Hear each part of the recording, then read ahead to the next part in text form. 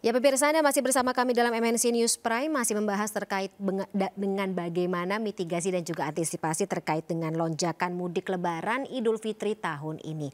Masih bersama kami juru bicara Kementerian Perhubungan Ibu Adita Irawati, kemudian pengamat transportasi Bang Azaz Tigor Nainggolan dan juga anggota Komisi 5 DPR Republik Indonesia Pak Sudewo. Saya kembali ke Bu Adita. Bu Adita, tadi ada concern terkait dengan jumlah pemudik atau pemudik yang menggunakan motor. Kembali akan terjadi atau kembali akan ada dalam mudik lebaran dan juga arus kembali lebaran tahun ini. Apa antisipasi atau mitigasinya, Bu? Ya, khusus untuk mudik dengan kendaraan roda 2 atau dengan motor ini memang menjadi perhatian kami ya, Mbak. Karena memang betul menggunakan kendaraan roda 2 untuk jarak jauh, termasuk juga untuk mudik itu akan menimbulkan kelelahan ya dari pengemudinya dan ini bisa mengancam keselamatan juga. Dan memang data membuktikan ya, setiap kali penggunaan kendaraan roda 2 ini secara masif selalu akan berbanding lurus dengan tingkat kecelakaan. Jadi dari awal pemerintah itu sebenarnya sudah menghimbau untuk tidak menggunakan motor untuk menjadi moda menuju ke kampung halaman. Dari hasil survei kami ini tercatat angkanya cukup banyak, Mbak, kalau tidak bisa dibilang banyak sekali ya. Ada 25 juta masyarakat yang berencana melakukan perjalanan selama mudik menggunakan motor. Ini tentu angka yang tidak main-main ya. Dan melihat kondisi ini, kami dari awal sudah menghimbau masyarakat, tolong sebisa mungkin tidak mudik menggunakan motor. Pemerintah menyiapkan mudik gratis yang juga mengangkut motornya, itu menggunakan bis penumpangnya, kalau motornya dinaikkan truk, kemudian naik kereta api, naik kapal laut ya. Kapal laut bahkan besok sudah akan diberangkatkan, nanti akan ada tahap kedua tanggal 17, dan animonya juga sampai saat ini sangat bagus gitu ya. Jadi sudah difasilitasi sehingga mohon itu bisa dimanfaatkan. Ya, tetapi memang tidak terhindarkan ya, akan ada pasti yang menggunakan kendaraan ini. Karena sebagian masyarakat melihat kendaraan pribadi roda 4 maupun roda 2 itu lebih fleksibel ya. Bisa digunakan kapan saja, nanti begitu tiba di lokasi kampung halaman bisa digunakan untuk jalan-jalan dan silaturahim dan sebagainya. Jadi memang masih menjadi pilihan. Kalaupun harus mudik menggunakan motor, tadi pagi kami juga menegaskan lagi bersama pihak kepolisian, ini akan mendapat pengawasan khusus dari pihak kepolisian yang nanti akan melakukan pengawasan di lapangan. Termasuk juga akan ada elektronik tilang ya bagi yang tidak mematuhi ketentuan. Jadi kalau motor kan memang seharusnya maksimal 2 orang. Kalau Bonceng telu digunakan nggak boleh lebih ya? dari itu, gimana Mbak? Bonceng telu nggak boleh ya, Bu ya, bonceng bertiga ya? Cenglu nggak boleh, cenglu. Pak Dewa pasti tahu tuh cenglu. Ya itu nggak boleh gitu ya. Oh ya, karena memang itu sesuai ketentuannya tidak dibolehkan dan itu sangat mengganggu keselamatan ya. Termasuk juga membawa barang itu kan ada ketentuan. Kalau berlebihan itu nanti elektronik tilangnya akan berjalan. Jadi ini memang cara dari pemerintah ya melalui pihak kepolisian juga untuk sebisa mungkin masyarakat jangan pulang menggunakan motor sehingga pengawasan dan penindakannya pun akan ditingkatkan gitu Mbak. Karena kami tidak bisa melarang, itu sudah jelas kami tidak bisa melarang. Tapi kalaupun jalan ya tadi perhatikan hal-hal yang bisa membuat mereka lebih selamat nanti di jalan. Gitu. Termasuk untuk perbaikan infrastruktur jalan, Bu, kalau misalnya kita bicara mengenai yang ada di arteri begitu, tidak hanya yang ada di tol. Sudahkah ada semacam imbauan atau katakanlah ultimatum? Ini perbaikan jalan atau jalan ini harus sudah benar sebelum tanggal berapa, Hamin berapa sebelum Lebaran begitu? Ya baik, jadi arteri ini memang akan banyak melibatkan banyak pihak ya. Jadi ada pemerintah daerah pun ada provinsi, ada kabupaten atau kota, dan juga tentu pemerintah pusat kalau kita bicara jalan nasional, jalan arteri nasional. Memang kalau bicara bagaimana ini pembenahannya sekarang, kita lihat sebenarnya pemerintah daerah, kami memantau juga baik itu lewat rakor-rakor maupun lewat media, ini juga sudah berupaya ya untuk bisa memperbaiki jalan-jalan yang memang bisa mengancam keselamatan ya. Khususnya di Jawa Barat, di Jawa Tengah, ini kami juga mengikuti ya perkembangannya. Di situ memang kami sudah meminta melalui tentunya PUPR ya dari jasa dari Bina Marga dan kemudian juga dari Direktorat Jenderal yang terkait dengan jalan arteri ini untuk bisa menyelesaikan perbaikan-perbaikan sebelum tanggal 18 Mbak. Kalau jalan tol malah sudah tanggal 12 April perbaikan-perbaikan dihentikan. Ya kalau jalan arteri memang kita harap sebelum mudik puncaknya ini tanggal 18 April mendatang itu perbaikan-perbaikan sudah selesai. Jadi nanti ketika memang volume kendaraan khususnya roda 2, roda 4 yang melalui arteri, itu tidak ada lagi isu mengenai perbaikan-perbaikan jalan. Meskipun tentu masih ada isu yang lain ya. Kalau kita lihat arteri biasanya ada pasar tumpah, ada acara-acara masyarakat yang memang itu kearifan lokal gitu ya, yang silaturahmi, yang pengajian, yang arisan. Nah itu memang tidak terhindarkan, tetapi pihak kepolisian daerah ini sudah berkomitmen juga untuk mengatur hal tersebut gitu. Baik, turun serta semuanya begitu ya Bu Adita. Baik, Pak Sudewo, ini juga tentunya menjadi sebuah pertimbangan tersendiri bagi Komisi 5 DPR karena setiap tahunnya pasti akan ada semacam evaluasi begitu dari DPR terkait dengan bagaimana pelaksanaan atau pemerintah melakukan antisipasi, mitigasi dan juga pelaksanaan pengawasan mudik di lapangan seperti itu. Standarisasi atau apa ya namanya?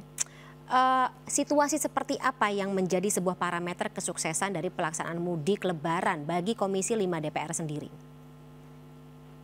Sebenarnya ukurannya sederhana, bahwa mudik dan arus balik ini sukses atau tidak.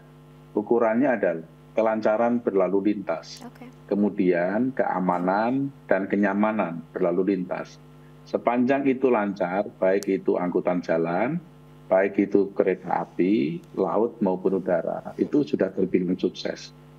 Tidak harus dengan plus, misalnya harus nyaman, puas, dan segala macam. Itu yang penting lancar, itu sudah ukurannya sukses. Sederhananya begitu.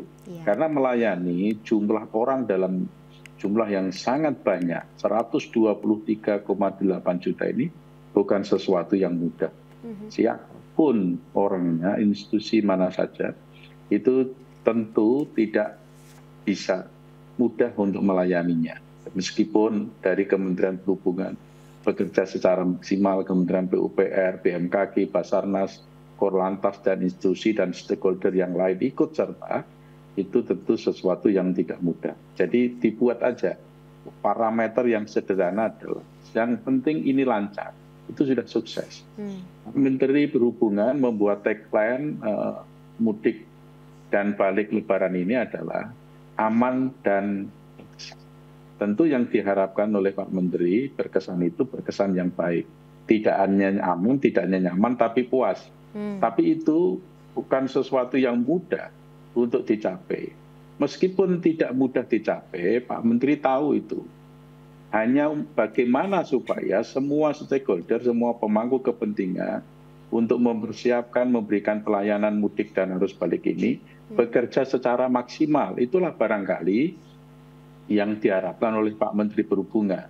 Bekerja maksimal, tulus, ikhlas, humanis, dan segala macam, ya itulah yang diharapkan. Jadi jangan sampai terlalu bermimpi jauh bahwa ini akan nyaman, kemudian puas sekali. Lancar itu sudah sangat bagus.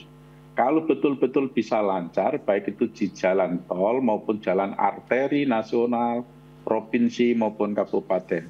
Apresiasi yang sangat luar biasa, yang setinggi-tingginya untuk Pak Menteri Perhubungan. Semua yang lain bisa bekerja dan dengan tenang, ya, kemudian bisa menikmati Lebaran dengan keluarga. Tapi Pak Menteri Perhubungan dengan seluruh jajarannya justru sebaliknya tidak bisa tidur begitu ya. Semua bekerja secara maksimal, Bu Adita, Dirjen, Direktur, sampai pada struktur yang paling bawah bekerja secara maksimal. Ukurannya sederhana saja, Mbak. Yang penting ini lancar. Itu yang pertama. Jadi mau ada puncak arus mudik atau arus balik pun itu juga tetap tidak bisa pasti akan ada begitu ya setiap kali mudik dan juga kembali Lebaran. Ada penumpukan ini atau kan sudah berkali-kali melakukan kegiatan mudik dan arus balik Lebaran. Sebelum pandemi COVID-19 di tahun 2019, 2018 dan sebelum-sebelumnya, termasuk yang di tahun 2022, itu meskipun berkali-kali kami melakukan itu, evaluasi selalu dilakukan untuk perbaikan-perbaikan, tetapi pasti ada satu hal yang tidak diinginkan itu terjadi. Karena memang ini luar biasa jumlah yang harus dilayani. Seperti yang disampaikan oleh Bu Adita. Jumlah orang, jumlah pesepeda motor itu kisaran 25 juta. Berbagai upaya dilakukan oleh Menteri Perhubungan untuk bisa dikurangi jumlah sepeda motor itu melalui pengangkutan kapal, sepeda motornya, truknya, dan segala macam upaya. Tetapi itu tidak akan mengurangi secara signifikan jumlah sepeda motor. Jumlah sepeda motor tetap akan menjadi pilihan yang primadona bagi pemudik, seperti alasan-alasan disampaikan oleh Bu Adita. Itu contoh-contoh real dalam satu moda transportasi sepeda motor. Nah, saya hanya ingin memberikan masukan kepada Menteri Perhubungan, kepada Korlantas, supaya ada sosialisasi yang masif terhadap pengguna sepeda motor. Bahwa penegakan hukum lalu lintas, terutama bagi sepeda motor, itu akan diterapkan. Tidak ada toleransi, apalagi model tilangnya adalah etle, pakai elektronik. Jadi tidak bisa ada negosiasi di jalan, toleransi di jalan.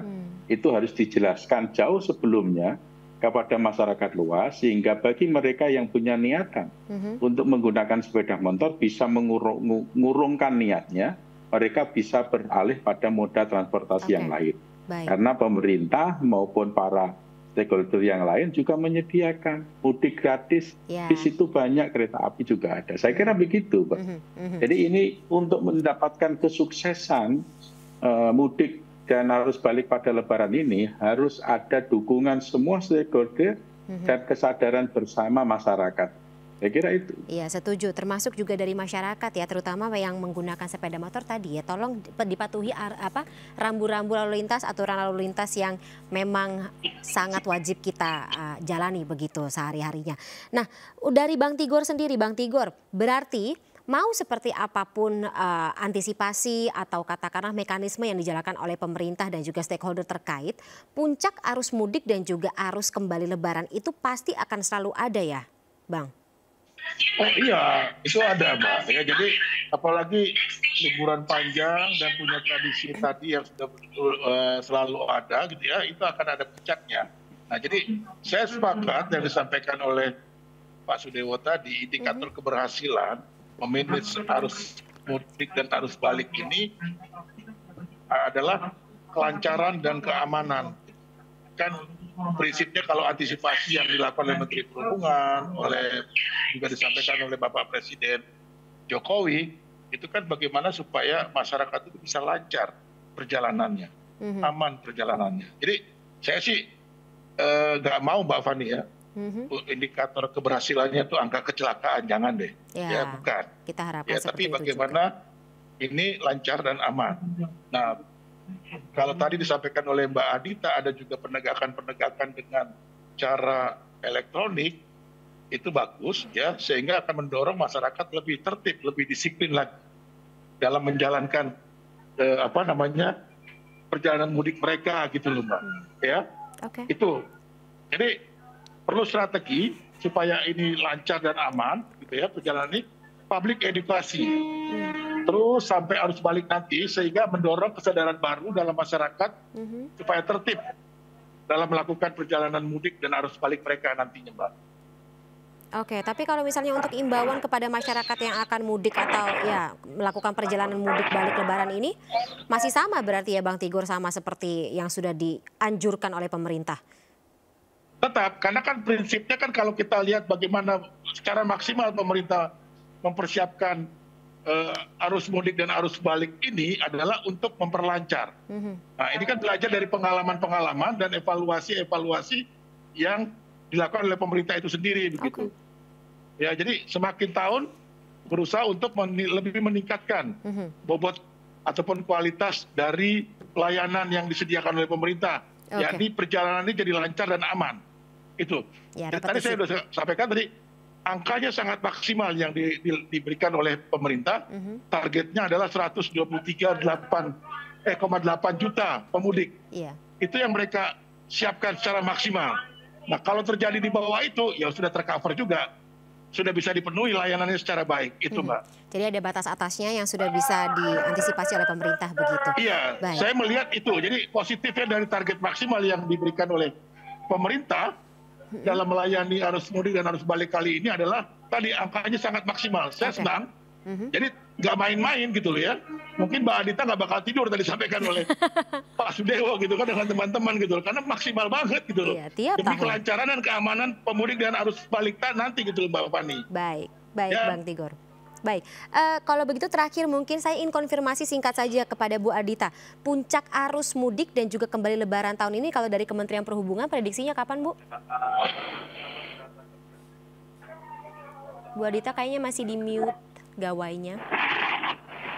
Oh ya, maaf. Monggo. Ya, kita prediksi sebenarnya puncak ini ada mulai tanggal nanti 19 sampai 21, Mbak. Oke. Ya, karena 19 juga ini mulai cuti bersama. Sementara kalau arus balik, kita prediksi ini ada 2 tahap gitu. Karena dengan adanya cuti bersama yang diajukan, ini kelihatannya ada tren masyarakat juga cutinya jadi lebih awal. Bahkan kami dapat update dari operator jalan tol, dari para operator transportasi umum, mulai hari ini sudah ada peningkatan. Trennya sudah naik rata-rata 10-15%. Jadi mungkin ini tren akan naik terus sampai minggu depan, dan kita melihat puncaknya 19 sampai 21 April. Sementara arus balik, ini terjadi 2 tahap. Bagi yang sudah mudik awal, itu kemungkinan akan balik itu pada tanggal antara 24 sampai 26 April. Sementara yang mudiknya belakangan, diprediksi kembalinya 29 April sampai 1 Mei. Jadi ini juga yang menjadi rujukan kami dalam mempersiapkan arus balik. Ada 2 periode, ada 2 tahapan tanggal gitu Mbak Fani. Baik, masyarakat juga harusnya semakin pintar ya untuk melihat bagaimana kira-kira meminimalisir kena macet begitu dalam melakukan perjalanan.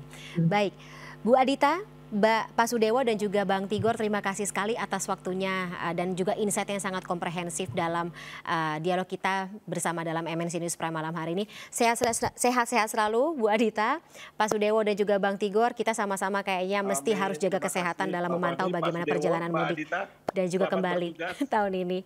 Baik, selamat malam, sehat-sehat selalu sekali lagi. Terima kasih, sampai jumpa.